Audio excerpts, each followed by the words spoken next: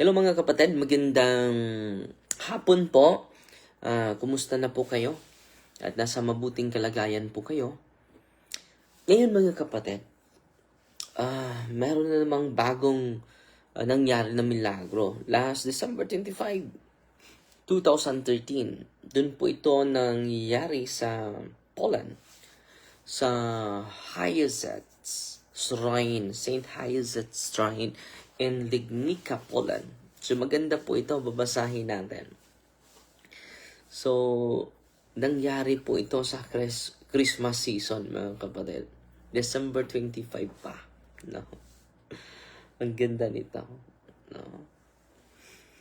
On December 25, 2013, during the celebration of the Christmas at Saint Hyacinth's Shrine in Legnica, Poland, an incident occurred that would later draw worldwide attention. Ito po ay na ano na sa mga eksperto na meron ng scientific findings approved, and then officially approved na din ito sa congregation of faith. During Holy Communion, a consecrated host accidentally fell to the floor. In keeping with the church liturgical norms and reverence for the Holy Eucharist, the priest placed the host in a vessel of holy water, allowing it to dissolve properly. Yan po, hayaan po yan na ma-dissolve.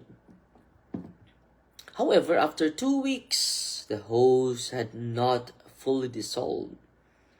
Instead, ano nangyari? A red substance appeared on its surface.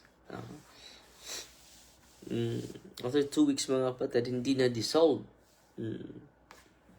And then,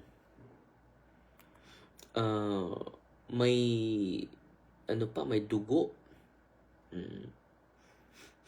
sa host. No? December 25 po ito, bago po ito. Mas bago po ito sa Sokolka, Poland. Ito po ay patunay na hindi talaga basta-basta yung Holy Eucharist, mga kapatid. No? At sinishare ko po ito sa inyo para mamulat tayo lahat sa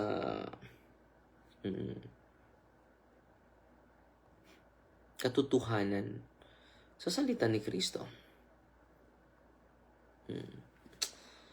So, may dugo, no?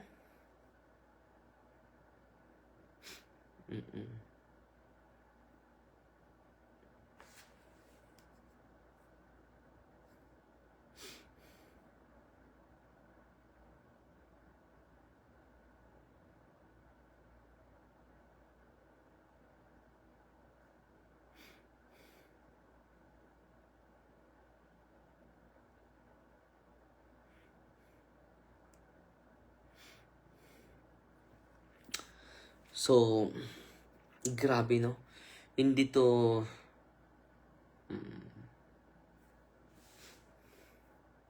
basta-basta, mga kapatid.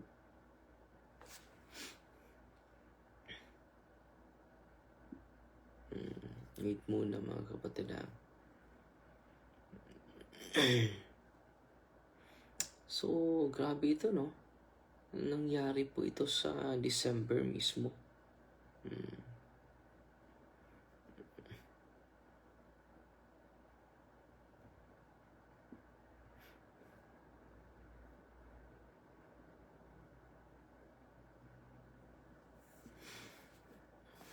So, makadagdag ito sa atin ng katotohanan.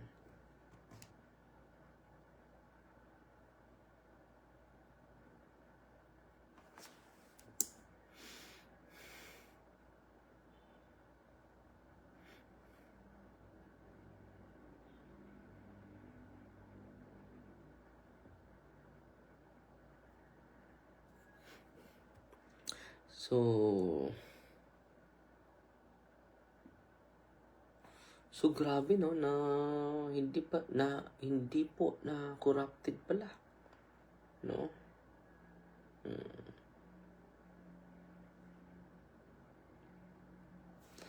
The host remains present and preserved to this day, and it is exhibited for veneration to Saint Hyacinth's shrine in Lignica. So hindi din na corrupted, no? Katulad din sa mga sinishare ko sa inyo, mga kapatid. Hindi talaga basta itong mga Eucharistic miracle, no? The unusual occurrence was reported to authorities, prompting them Bishop Stephen Sicci of Lignica to establish a commission to study the phenomenon.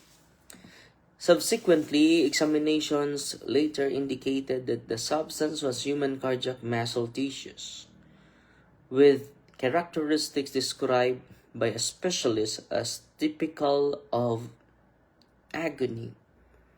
Genetic testing confirmed that the tissue was a human in origin. Findings that continue to be cited in discussion on Eucharistic miracles. Wow, grabe, no?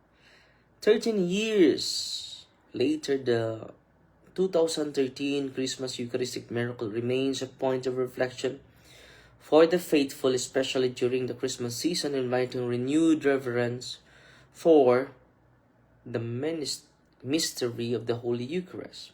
Ito yung mga nasa likod nito, mga kapatid, na mga dahil 3 years after 2016, ginawan ito ng scientific investigation sa Diocese of Lignica, Poland, sa pamamagitan ni Bishop Stefan. No? He formally established a diocesan commission to investigate the phenomenon. The investigation allowed church norms, scientific study first, and then theological judgment. So, isubmit nila sa mga eksperto, scientific and medical examination. So, nagsagawa sila ng official diocesan communique, was released in 2016. Ito po, grupo na ito ay mag-study after years of examination and consultation. The diocese consulted independent Polish specialists in histopathology and forensic medicine. No? So ito yung mga experts, si Dr. Maria Sobanek Lotowska. Yung kanyang specialization is histopathology. Nagtuturo siya sa Medical University of Bialystok. Ang role niya is microscopic analysis of the red substance. Ito yung conclusion ni Dr. Maria.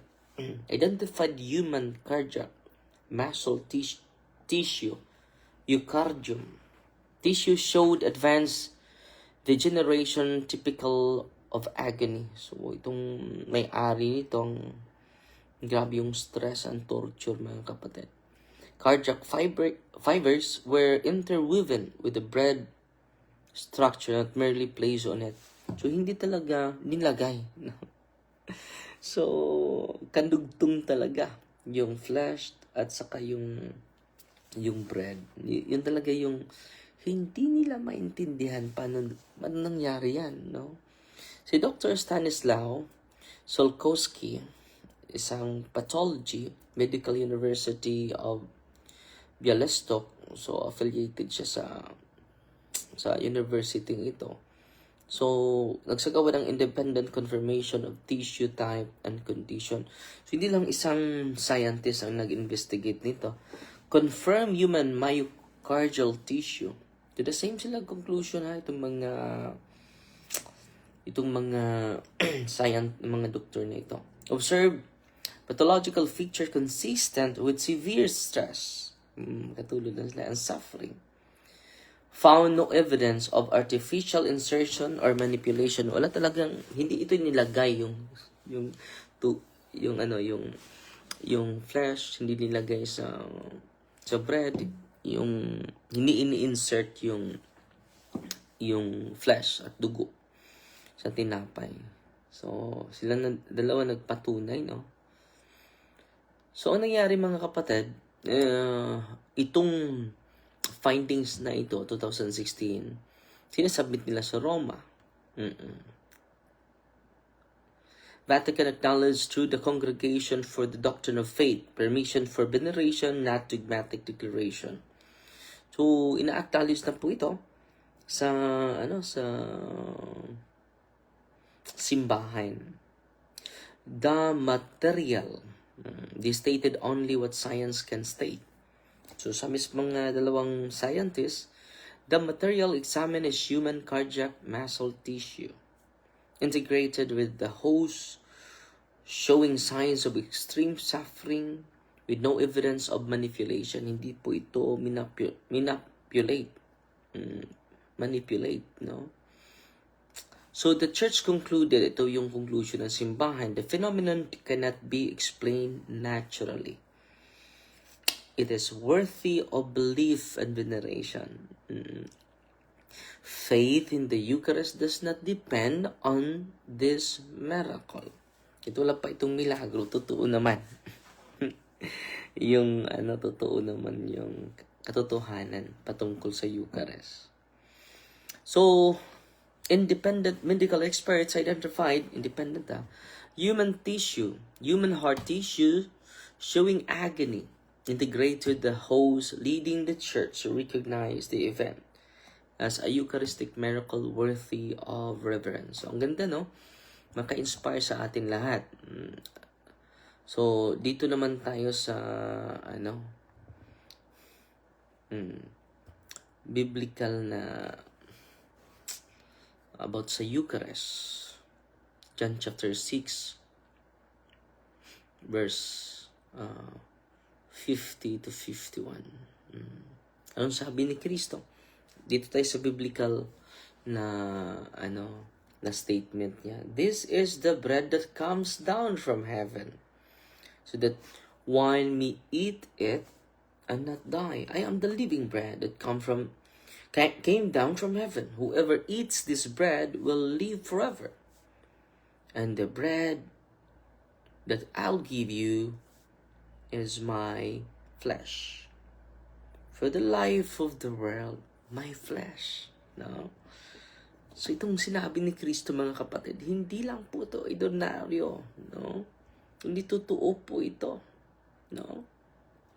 Sabi ni Saint Ignatius of Antioch, the Eucharist, he called the Eucharist the medicine of immortality. Ano yung Eucharist? Medicine of immortality. Sabi naman ni Saint Cyril of Jerusalem, ng Church Fathers po ito, sino ba itong mga Church Fathers na ito? Disciples of the apostles. Sila yung expert sa turo ng mga apostoles, hindi si Father Darwin, hindi din kayo. Since Christ himself has said, "This is my body, who shall dare to doubt?" Yan, sabi na ni Kristo this is my body. No? John chapter 6, verse 50 to 51 is one of the strongest biblical foundation for the belief in the real presence. What Jesus promised here, he fulfilled at the Last Supper and continued to give in every Mass. So, yung misa, mga kapatid, milagro yun, araw-araw. Hindi yan basta-basta, milagro yan. Araw-araw po. No? Ang ganda, no? Sana po ay na-inspire po kayo sa mga oras na ito. Ako po ay laging na-inspire, lalo na sa misa. No, dalawa yung misa natin ngayon. At ako yung nandito sa ating office ngayon, sa ating parokya ngayon. Si Antonio Rose, nagpadala ng 100 stars. Si Sarah Meth Dulanas, nagpadala ng 100 stars. Si Antonia Rose, 200, additional 100 stars, 200 na. Si Bernardo Barsaval, 50 stars. At si Amida Colba Daniel Galagian, 50 stars. Salamat po. At Brother Fermin Tamayo, Karanuo, kumusta kayo dyan, bro? Si Eden Mirantes Clemente, nanood sa atin. Si Ate Orsilazo, nanood sa atin. Si Judita Romero Espandon, nanood sa atin. Si Anisha Oro Inok, nanood din sa atin. At sana po matulungan nyo kami sa mga 26 seminarians na magbabayad tayo first o second week kung mabuo na natin, no? Ang 127,150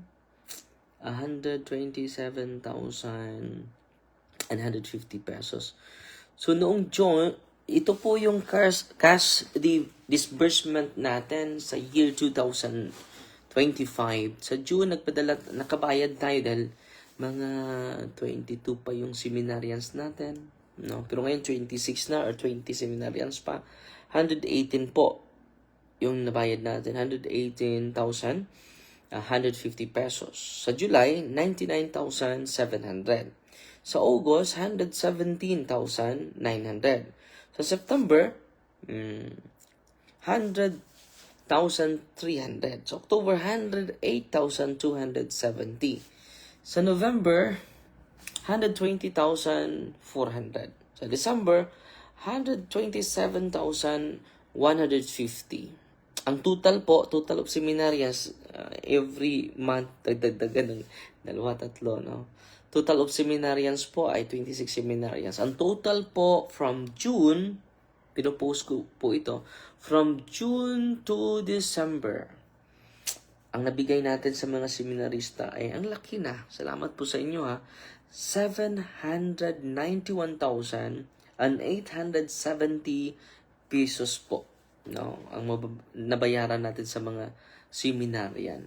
So sa Immaculate Heart of Mary Seminary, 18 seminarians. Outside ISMS, 8 seminarians. So total po is 26 seminarians, no. So sa mga gustong tutulong, nandyan po yung ating nandito po yun ang ating pinopost natin, yung GCash and bank account natin. Maraming salamat po sa inyo. Ang Diyos na po ang magsukli sa lahat ng kabutihan ninyo. No?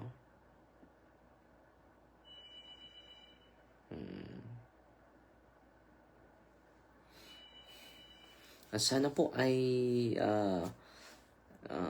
maraming salamat po, at salamat din sa mga tumutulong ni Brother Jason Bacolta. Ipopost natin ding update. 275 na, 266 yung update natin sa kanyang 5 pesos para sa para sa kanyang transplant. Maraming salamat sa inyo, ha.